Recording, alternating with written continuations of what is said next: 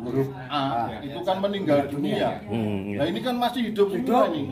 Masih sehat. Ini bukan roh halus. Masih sehat Pak.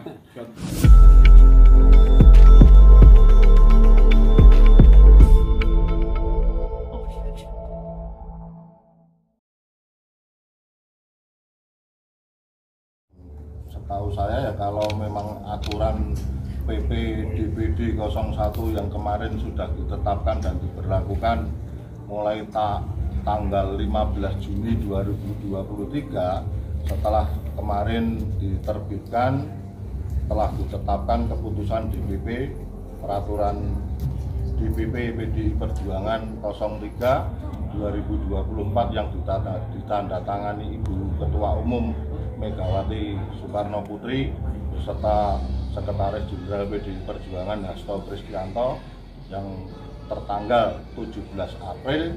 Di situ sudah jelas bahwa berarti untuk PP 01 DPD itu sudah tidak berlaku karena jelas, karena di pasal 25 di PP DPP 03 itu juga dijelaskan bahwa setelah ditetapkan PP 03 ini berarti peraturan sebelumnya itu sudah tidak berlaku. Itu. Mas, tapi kan ada beberapa poin yang diperdebatkan oleh sejumlah ketua DPC. Salah satu pertimbangan dari PP 3 2024 khususnya di poin B itu kan secara tegas dinyatakan bahwa penetapan caleg terpilih peraih kursi adalah berdasarkan suara terbanyak sebagaimana yang diatur Undang-Undang 7 2017. Itu poin pertama. Poin yang kedua di poin E ya, dan ini yang dipersoalkan bahwa di PP 3 2024 itu mereka menganggap bahwa yang diatur itu adalah soal pelanggaran etik yang penilaiannya dilakukan oleh Mahkamah Partai. Nah, artinya sebagian ketua DPC itu menganggap bahwa PP ini tidak serta-merta mencabut PP 1 tahun 2023 yang menyebut tentang penerapan sistem komandante. Ini bagaimana terhadap polemik yang terjadi? Kalau itu kita nanti nunggu keputusan DPP, Pak. Jadi artinya kita sebagai caleg di sini korban komandante, khususnya di Jawa Tengah. Artinya pemberlakuan PP 01 DPD itu kan juga memang kita tahu isinya. Artinya kita memahami dan mengerti. Akan tetapi setelah munculnya PP 03 DPP ini kan berarti itu semua sudah dicabut. Jadi yang diberlakukan PP 03 2024. Di situ jelas. Jadi artinya suara terbanyak yang akan dilantik. Itu.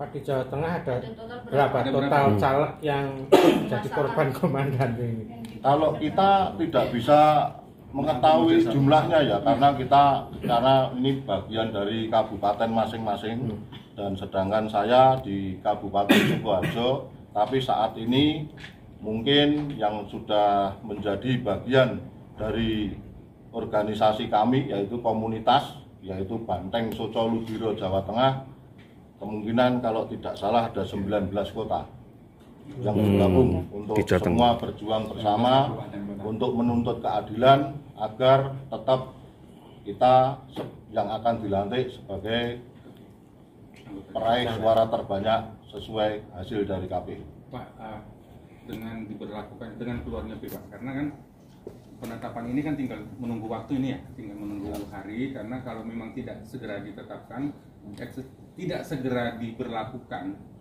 ini justru akan menjadi pemenang bagi anggota yang tidak terpilih. Kalau mendesak sih kita tetap akan berjuang untuk memperjuangkan hak kita sebagaimana yang telah ditetapkan KPU bahwa suara terbanyak yang wajib harus dilantik. Artinya begini Pak.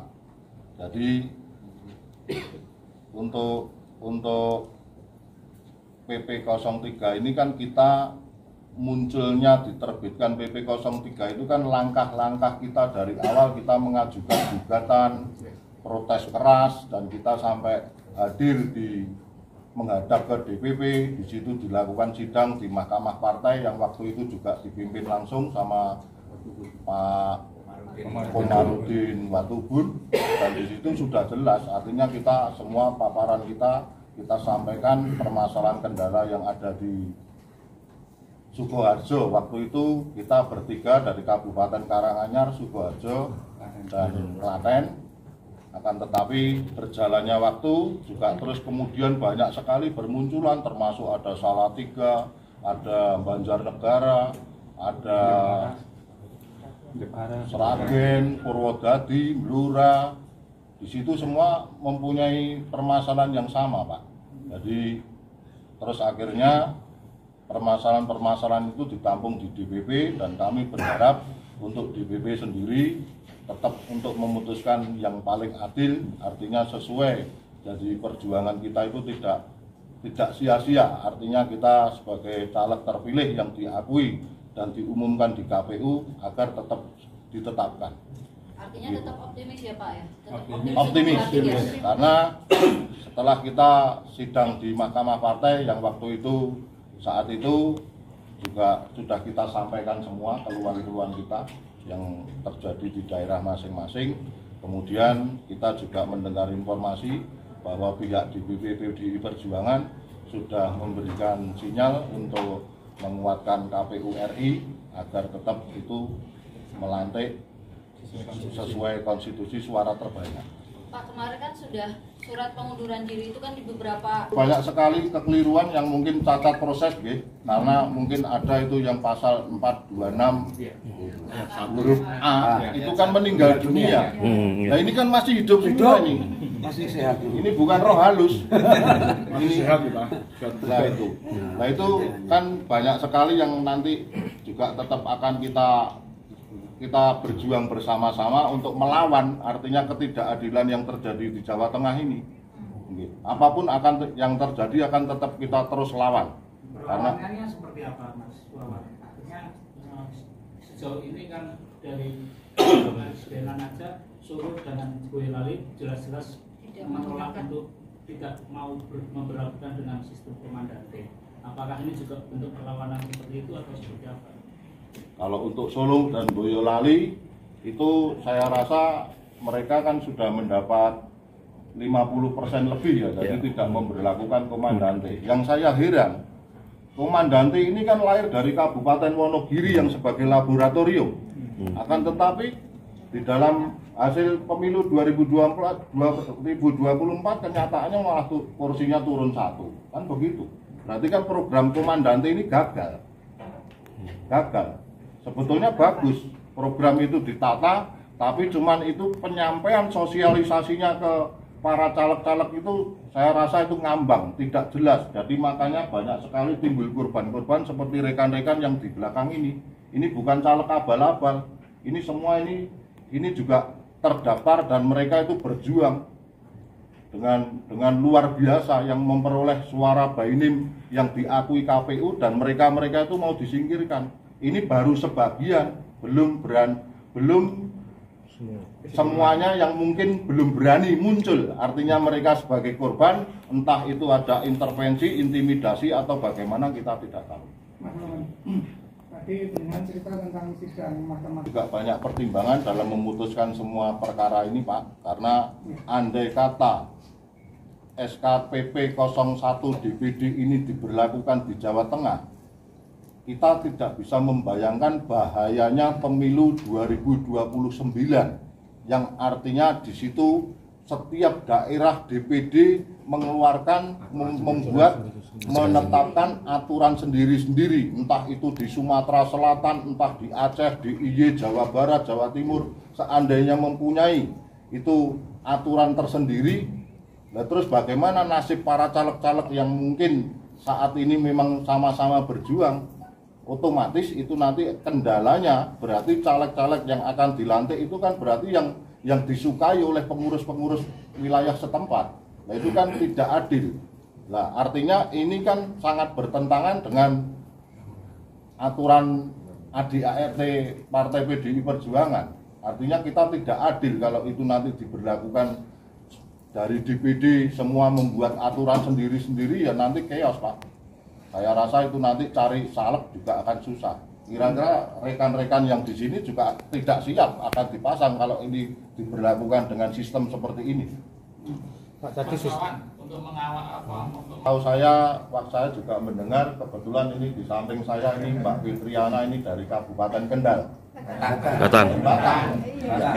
Wah ini lagi Kendal ada, mana-mana ada ini. Ini Kendal. Pak, tadi disampaikan ini kan proses pencalekan sebenarnya sudah lama. Terus kemudian baru muncul persoalan setelah hasil pemilu keluar, dan tadi disampaikan soal komandannya ini sosialisasinya kurang jelas. Sebetulnya yang terjadi seperti apa ketika masing-masing DPC tidak menyosialisasikan soal komandannya ini? Ya, itu pernah waktu itu di sidang Mahkamah Partai di DPP PDI Perjuangan, kebetulan saya ada di sana. Waktu itu yang menyampaikan itu bahwa statement sosialisasi sudah dilakukan 3 tahun yang lalu. Sedangkan saat itu langsung ditegur oleh Pak Komarudin Watubun, mana yang benar, sosialisasi sudah diberlakukan 3 tahun, akan tetapi SK PP 01 DPD ini ditetapkan baru tanggal 16 Juni 2023. Setahun ya, Tidak ada setahun. Nah itu katanya sudah disosialisasikan 3 tahun. 3 tahun yang lalu belum ada caleg, Pak. Ya. Bagaimana cara mensosialisasikan?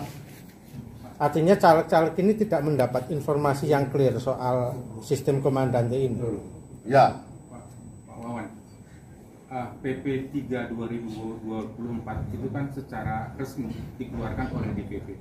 Artinya itu keputusan resmi dan harus dilaksanakan oleh masing-masing DPC.